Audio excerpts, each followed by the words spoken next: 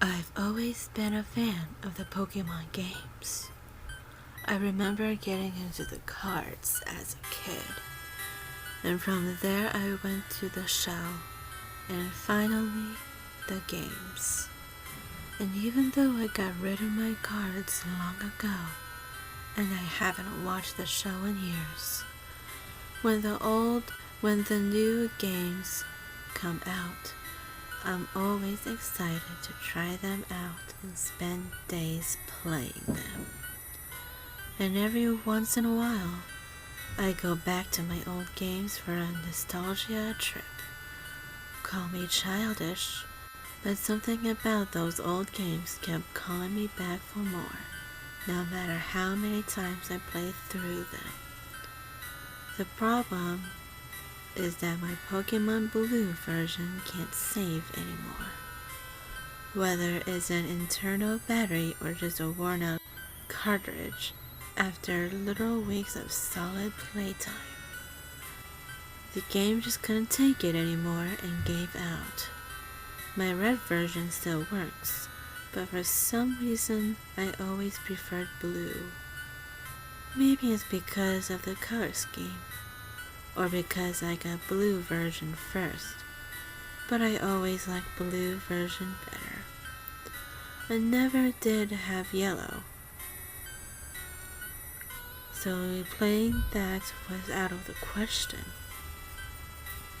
The problem is that you can't go into a game shop anymore and buy these games, and I didn't want to search eBay and risk getting another dead copy. On top of that, who wants to pay for a game they bought over 10 years ago? Remakes don't count. I wasn't too into ROMs, but I had downloaded a few before, specifically some for the N64, because I had a PlayStation and never had a chance to experience a lot of the games on the N64, aside from the rare occasions when I went to my cousin's house. It has been a while, so I asked a few friends if they knew any good sites where I could download an emulator and some ROMs. Sure enough, one of them linked me to a site with a Game Boy emulator and a ton of ROMs for download. All of them Pokemon titles. I installed the emulator and loaded up blue version. Now you're probably thinking this is where I had some ghost Pokemon in my party, or I was in some tower with a bunch of unknown or some shit like you read in most CreepyPastas. But that wasn't the case. The ROM worked perfectly fine, and I didn't have any problems with it. It was when I started messing around with other ROMs is when problems began.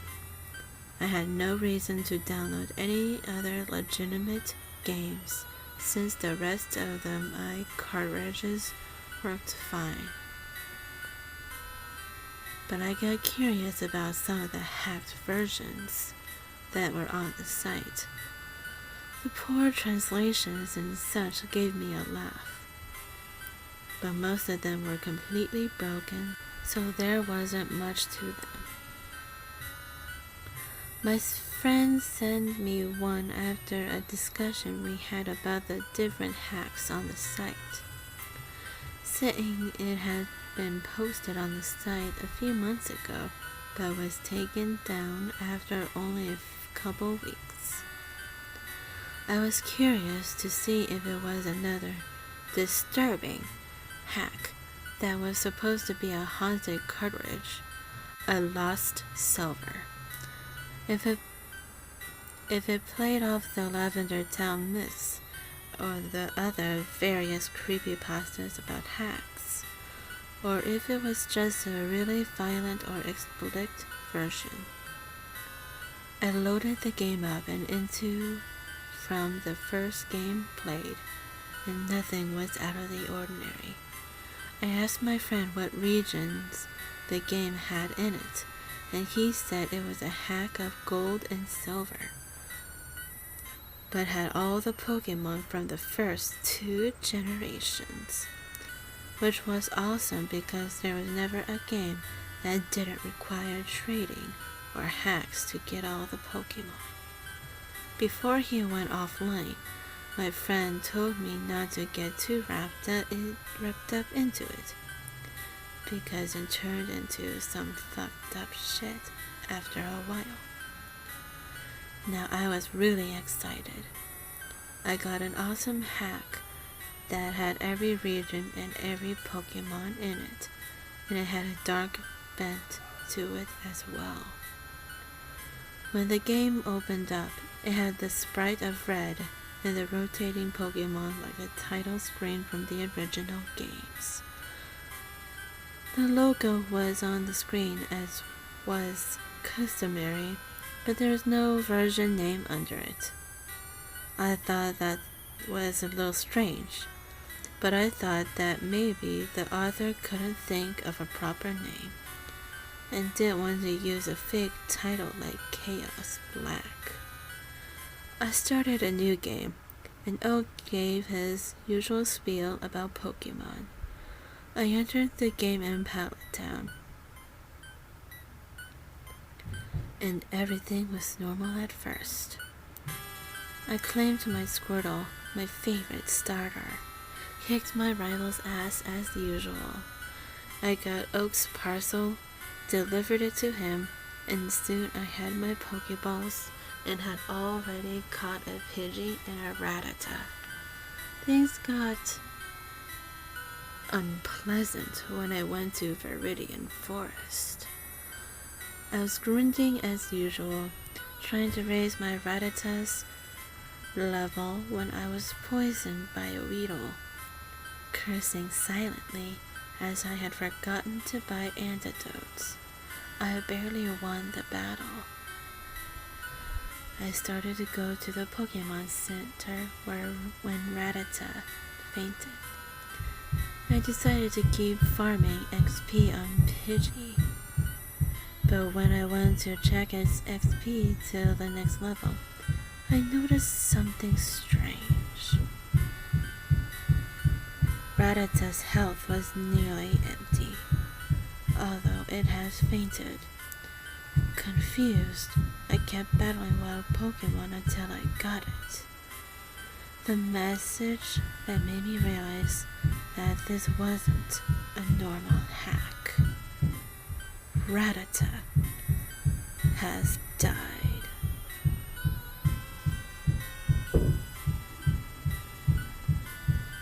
I thought it was funny at first. I know I'm a dick for saying that, but I LOL'd. I knew what the creator was going for now. He was going for a more realistic hack, where Pokemon died if they suffered status alignments for too long. I soon realized that poison was much more common in this version, but it was least of your problems. Freezing could also kill your Pokemon, but took much longer. Burning would permanently damage their stats. Sleep was still relatively harmless, but paralysis was worse. I hated paralysis. If you get paralyzed, you had until the second bar ran out to treat it. Otherwise, it was permanent. Your Pokemon was crippled for life. After a while, I started thinking about what was really going on. The Pokemon weren't just playing for fun anymore. They were poisoning and killing each other. It made the game much harder, and it added a sense of urgency if your Pokemon fainted. Revives were gone, and you had to go to a center to heal and treat their status conditions. It made sense to me, though, in a sick way. After all, Team Rocket were criminals. Why didn't they just kill player character if they beat them? LT Surge was in a war, so he had obviously used Pokemon to kill before. I liked the direction the hack took at first. There were ways you could die, too. The rockets would kill you if you lost to them. And if you ran out of Pokemon in a wild, you had to run back to the center. Only certain Pokemon would attack you. Like Raticate or Arbok. Some would only wound you, but others could kill you instantly. In high-level areas, you needed to be prepared. Otherwise, you will die. Your Pokemon could also be killed by normal attacks from the more dangerous species, but only in areas such as Mount Silver or Victory Road. When you died, you saw a short cutscene of the characters from Pallet Town and the gym leaders you've beaten, as well as a sprite that looked like a minister at your grave behind your house. Then a cut at night to the tombstone. A text box came up that said, "Here lies Red, Pokemon trainer in your age." Did I mention that you could age in the game?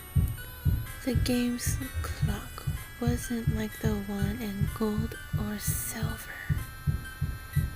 Every 10 minutes of real-world time or so was away, or so was a day in game, and days passed by. And days passed by even if you weren't playing. I thought this was a really clever idea, and like how it made the span of time your character was in the game so much longer. There was no night or day cycle, unfortunately, but that was probably removed because the days were so short. It made catching everything a lot easier. I was conflicted about the game for a while. I liked the darker tone, but the funeral scene bugged me, as well as the player deaths. Whenever your character died, you will see a graphic sprite of his corpse, as well as an accompanying text box saying, "You feel an endless darkness surrounding you." I thought the text was cheesy, but the image of my character's bloodied body was unsettling, and the funeral scene was a little too morbid for my tastes. I did the best I could to stay alive, and things were normal until Pokemon Tower. Now, if you're into Pokemon CreepyPasta, you know the story about Red killing Blue's Raticate by accident when they battle on the SSN. When the battle ends in this hack, Blue doesn't say anything. He just runs off in a hurry, which I thought was odd. When I encountered him in the tower, he didn't say anything and didn't challenge me to battle. As he went downstairs, he uttered a single phrase. You killed my Raticate. He paused. You killed my friend. He then went down the stairs. I was a little unnerved by the sudden tonal shift that had just happened, but pressed on. I had the sleuth scope, so there were no ghosts to worry about aside from the usual ones. Everything was normal until what should have been the battle with the Marowak. It was Blue's Eradicate instead. And it was just wrong. It was putrid. Its body was decayed. One eye was missing from its sprite. Its bones were exposed. It was not a pleasant sight. I breezed through the battle as fast as I could, only for the worst thing possible to happen. For the last attack, the move was 3 question marks, and it immediately killed my war turtle. I cursed at the top of my lungs, furious and distraught. There was no warning, no explanation, nothing. My only guess is that the Eradicate wanted me to feel the same pain I caused Blue. After the fight, Mr. Fuji gave a different speech than the one he gave in the originals. This time, it was about my Pokemon and how it had suffered such a cruel fate because of the ghost's vengeful spirit. A window popped up, showing my beloved starter gutted and decaying. I felt sick. Mr. Fuji left me with the final note. Why did you make your Pokemon fight? Don't you see what it does to them?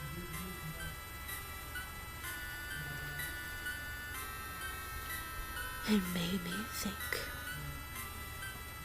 All the hours I put into these games, all the time wasted, and all the battles I fought, I made the Pokemon I encountered suffer.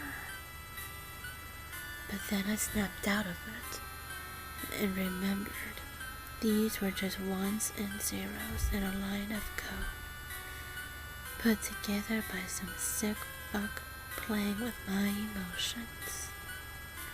I soldiered on, distraught but not broken.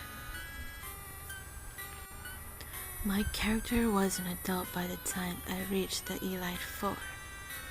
He started to get slower, but unfortunately, I had Fly to transport him around. I beat the Elite Four after stocking up on full restores to keep my Pokemon safe, before finally fighting and easily beating Blue. Once gained, no words, as O congratulated me and scowled Blue. All Blue uttered was, I was worried that this was going to turn into a recreation of Blue's tears, but he walked away without saying a single word.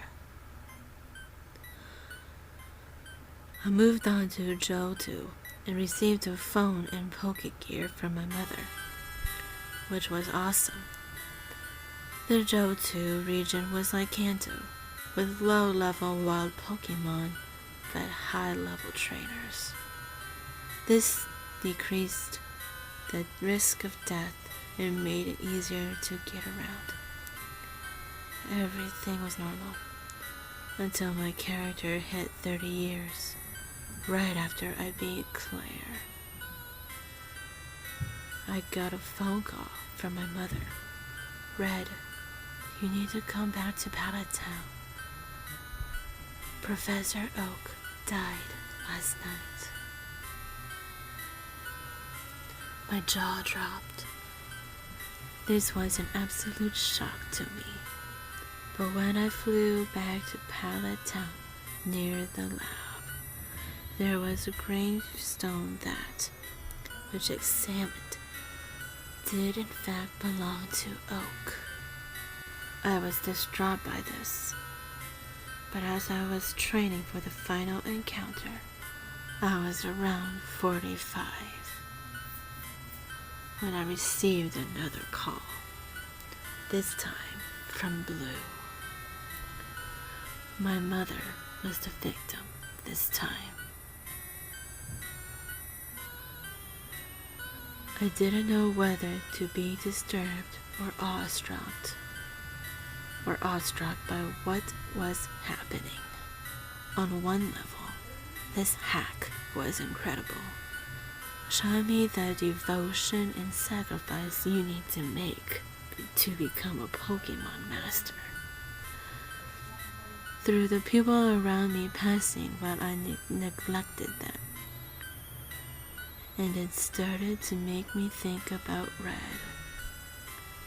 He's devoted his entire life to become a Pokemon master, right?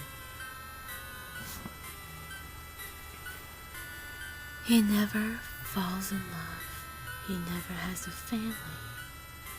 He only has Pokemon to comfort him. And he tortures them every day for his amusement. This was a fucked up game. And it had hit me then how messed up this whole series was if you stop to really think about it.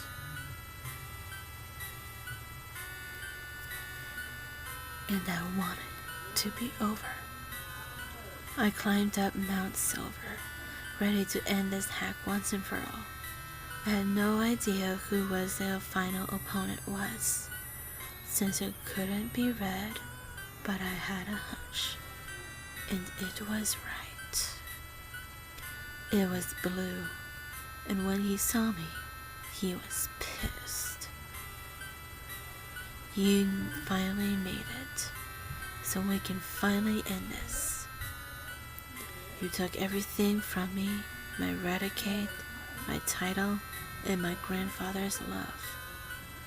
This is my one chance to settle this, once and for all. This ends here. And with that, the battle began. I was not ready for what happened.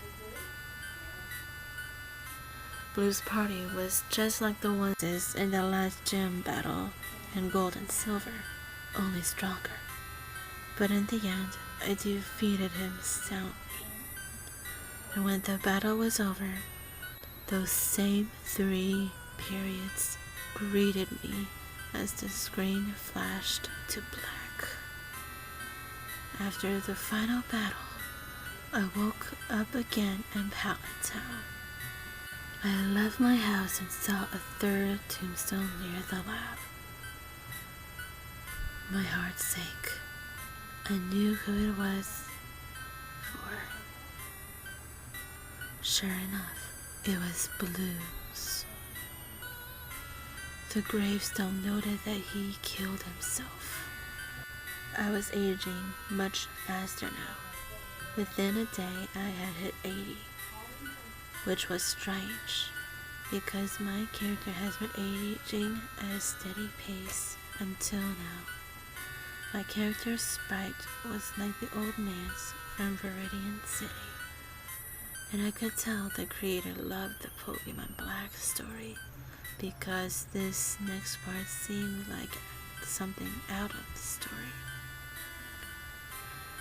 Every so often, my character would stop and a textbook would say, "You feel a cold wind around you," and a low cry would be heard. My character shuddered, I didn't have any Pokemon or items. I couldn't go into the tall grass. I was eternally stuck in Pallet Town, waiting for something to happen. After about a half hour, my character just fell down, and the screen faded to black. You feel an endless darkness surrounding you. I realized that my character had died. The game faded in again, with the white sprite of my character on a black background. The Lavender Town music started playing, but much slower and lower in pitch. A text box appeared.